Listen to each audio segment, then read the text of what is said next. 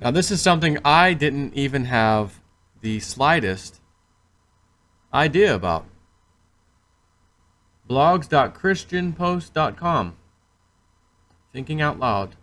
This was posted April 12th, 2013 by Dr. Melvin Johnson. The Jonestown, Guyana tragedy no one wants to talk about. Senator Feinstein, Nancy Pelosi, the Democratic Party of the 70s, the powerhouse, were friends with and worked with Jim Jones. You know, the Jim Jones story where they poisoned everybody to death because of his crazy wackadoodle religious beliefs. And I thought to myself, because Frank at work, Joe, look up every one of these shooters and shooting. They're all Democrats. They're all Democrats. Really? It's an interesting statistic. Well, the Democratic Party loved him, apparently. I'm going to read you this. Because he could pull all of his slaves together and tell them what to do, where to go vote, go in the busloads. And the Democratic Party loved this. This guy had access to tons of people who would go out and do stuff essentially for free, although they had to pay Jim Jones. But just how close were they? And whose names are involved? This is something I did not know about. The Reverend, and I'll put a link up. The Reverend Jim Jones left was an integral part of the Democratic Party political machinery in the San Francisco Bay Area. Through him and other ministers, especially in the African American communities, the party was able to construct an impregnable culture in the region based on Marxist ideology. Political figures include the late San Franciscan Mayor George Moscone, Congresswoman Nancy Pelosi, former San Francisco Mayor Willie Brown, and U.S. Senator Dianne Feinstein. An extremely familiar phrase we hear quite frequently in some version of drinking the Kool-Aid, which references the unfortunate incident in which over 900 people perished in Jonestown, Guyana, on November 18, 1978. The entire group of people either committed suicide by willfully drinking the cyanide-laced drink or gave the deadly poison to their children. It was at the command of their leader, Reverend Jim Jones, the one who the members of the People's Temple cult so devotedly followed, that led to the greatest American tragedy prior to the 9/11 attack. This reference described how one might blindly follow another person or belief without thought or question, like a bunch of these far left-leaning Democrats. Foolishly accepting or believing in the individual to the point of forsaking all truth and reason. This sounds like a liberal to me. They will foolishly accepting or believing in the individual. Not the party, the individual. I like that person, that's it. I don't care about anything else. Yeah, but let me show you this. No. To the point of forsaking all truth and reason. This is the Reverend Jim Jones' legacy, and his story is practically faded by only a few years, and probably for good reason, because the full story would identify very powerful and influential leaders today. Although many people might speak of the Kool-Aid reference, nearly a generation has passed without any knowledge of where it came from. Under normal circumstances, one might see how the media, politicians, and even our lawmakers would be imposing increasingly stricter laws and regulations to protect unsuspecting victims of religious groups. In spite of constitutional guarantees, the political class would be seeking a way to circumvent those protections, i.e. the right to keep and bear arms. However, the First Amendment, the freedom of religion clause, may never be attacked the way the Second Amendment is. Why? Not because the politicians are so reverent, nor are they so pious. Perhaps it is because of the risk of exposing the close relationship between the politicians and irresponsible church leaders.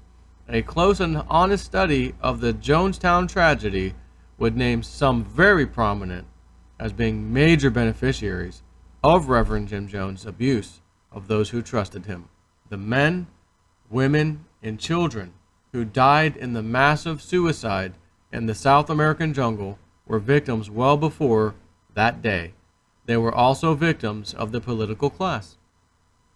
This is the one group of people that has been allowed to sink into the obscurity of history, because to remember them would do more to question the politicians' sincerity than practically anything else. Perhaps churches and faith-based organizations would be in greater peril today if the Democratic Party power legacy today had not shredded through California. Just as destructive as guns in the hands of the wrong people, so is the power to manipulate the minds of those most vulnerable solely for purpose of political gain. Those specifically in mind are the members of the People's Temple who died in Jonestown, Guyana, and left stateside. Yes, those were terrifying times for the San Francisco Bay Area, but let us not forget those 909 souls, of which 303 of them were children, who died of cyanide poisoning. This does not include Reverend Jones ordering his henchmen to gun down Congressman Leo Ryan and 4 others at the airstrip near Jonestown as they were preparing to leave. But how does this tie to Feinstein and Pelosi? Here's how. During the mid and late 70s, both politicians were part of the all-powerful political machine that was ruled and controlled by an ultra-liberal faction of the Democratic Party during the mid and late 70s. This group controlled the Bay Area and demanded unwavering loyalty from anyone who sought political office. George Moscone, Willie Brown, Dianne Feinstein, and Nancy Pelosi were some of the leaders of this group. Pelosi had become the state Democratic Party chairman for Northern California, came from the city of San Francisco. However, one name is usually stricken from the record whenever this group is mentioned, and that's Reverend Jim Jones. Yes, the same and very Reverend Jim Jones of Jonestown, Guyana, infamy. It is the same Reverend Jones who convinced nearly 1,000 of his People's Temple congregation to leave California and live in a communal village in the South American country of Guyana he named Jonestown. But many people did not know about his strong political ties to the Democratic Party. As surely as the mainstream media is determined to associate Christians and conservatives with practically all the gun violence we have experienced, they have been just as successful in diverting any notion of the left's association with Reverend Jones or any other radical extremist. Even more so is the mystical connection between the politician and the preacher, as they worked in concert to manipulate the People's Temple church members. The matter of the pastor/leader of a church congregation first acquiring and ultimately abusing members to the degree of cultic fashion is no strange thing, especially when it comes to the Democratic Party's unholy alliance with many of our predominantly minority churches. Shortly after the Jonestown tragedy, journalist Robert Lindsay wrote in the New York Times an article titled "How Reverend Jim Jones Gained His Power Over His Followers," and he observed, of particular interest to the politicians was the Temple's ability to produce 2,000 people for work or attendance in San Francisco with only 6 hours' notice. Reverend Jones' ability to mobilize so many people so quickly who were willing to do practically anything he instructed them to do for the Democratic Party was one of the most cost-effective political machinery strategies ever. Having started his California church in Ukiah, Reverend Jones expanded his influence throughout the state with churches in at least 6 other major cities, including San Francisco, Los Angeles, and Sacramento. His influence in the black community apparently raised the ire of many of the African-American leaders, including the Nation of Islam. However, his process is neither new nor unique. The marriage between the Democratic Party and the black church had become a well-recognized tradition from the Northeast to the Deep South, with the Western states being even more influenced. It has been obvious that the politicians had become more interested in the political benefits than the well-being of the church members. Therefore, this provokes an interesting question. At what point did Pelosi, Feinstein, and other Democratic Party stalwarts begin to reject Reverend Jim Jones, his ideology, and his quest for power. Or did they? None of the Democratic Party leadership appeared to care how Reverend Jim Jones handled the members as long as he produced voters and campaign workers. To benefit them, Reverend Jones commanded the People's Temple members to work tirelessly with robotic devotion. Cory Booker, former press secretary to the late Mayor George Moscone, stated that Reverend Jones made his followers available to support progressive Democrat candidates. He also recognized that Reverend Jones offered thousands of foot soldiers willing to walk precincts and get out the vote, and offered no politician in his right mind. An unoffered no politician in his right mind could refuse. Another political power broker had stated that if you were having a rally for a presidential candidate, you need to fill up the crowd. You could always get busloads from Jim Jones Church. Now, why would they say that when you need to fill up the crowd? That's funny, because when Hillary Clinton was running and she'd go to these little tiny rooms where 150, 200 people would show up, they had their bleachers behind her so that it would look like there was bleachers full of people everywhere, and she could only walk 5 or 10 feet that way, 5 or 10 feet back and forth. That way the camera doesn't zoom out past this little tiny bleacher section. That was mobile, and they brought it with her everywhere she went. So you could fit 20 or 30 people there, and the mind tells you, oh, she's in a stadium, there's bleachers. Oh my God, this must be huge. There's not even a space between these people. There's probably thousands and thousands and thousands of people. It's the illusion. Perception. Now, here's another case. Back in the 70s, they've known about this. We need to fill a group. Why? Because people won't support this person? Correct. So we need to let the rest of the sheeple Americans know that look at all these people who support this person. Why aren't you? And you think, well, yeah, why aren't I? Gosh, not many people. I don't want to feel like an idiot, so maybe I should support that person. Anyways. You could always get busloads from Jim Jones' church. The Democratic Party of San Francisco often referred to the People's Temple as a ready-made volunteer workforce. However, there became an increasing reports and complaints, the abuse of members by Reverend Jones and temple leaders mentally, physically, and sexually. As members were practically forced to campaign and even vote for the candidates, they were closely monitored and were required to provide proof of their assignment completion. Many of them were formerly homeless, hungry, and poor, subject to control and manipulation, but as long as they performed for the Democratic Party, nothing was actually going to be brought to light.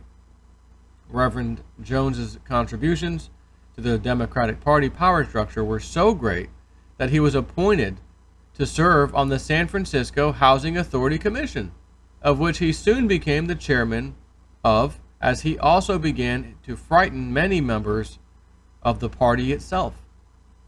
As he began to cultivate his power and make demands and payment for mobilizing the temple members, no one was able to deny him.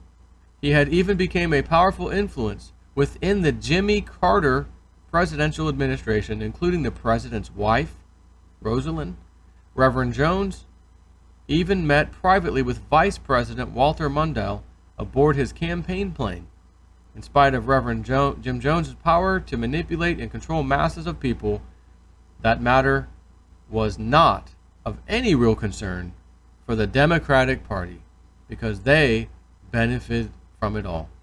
Only until Reverend Jim Jones's own paranoia and threat of exposure by the media and concerned relatives did the political class begin to finally withdraw from him, but on the most part simply remained quiet. He had started building Jonestown in 1970 with the dream of creating a socialistic paradise. There you have it, socialistic paradise. Again, these liberal left Democrats, socialism never works. Far away from serious scrutiny. Even then, California State Assemblyman Willie Brown was a staunch defender of Reverend Jones, and with that political muscle, Jones was able to stave off much of the opposition from the media and political arenas. Governor Jerry Brown. Now, this is news to me. Or a lot of this is. Governor Jerry Brown was also a staunch defender? Huh. We talking the most current governor?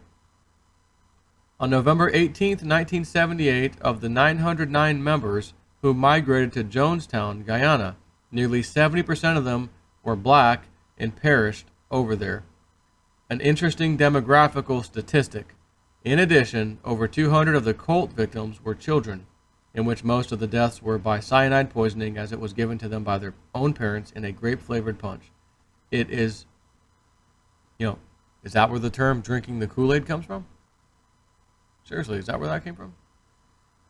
It is clear that the people were led to destruction by a maniacal pastor in search of more power than the Bay Area Democratic Party political machine was willing to grant him. Instead, the majority of the party leadership ran and hid, quite possibly for one or two reasons, maybe even both. Today, the state of California, again, written in 2013, though beautiful and teeming with resources, is an economic disaster in the hands of the Democratic Party. Remember the video I did a few days ago?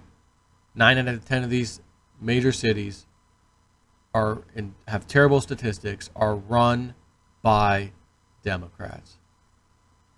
Laden with debt and cities in bankruptcy, the dream to create a socialist paradise has become an economic nightmare. However, it makes one wonder if Reverend Jim Jones would have left the United States, even in spite of the accusations, if he would have been able to see how the party he helped build was so successful today. Incredibly interesting, my friends. Take care.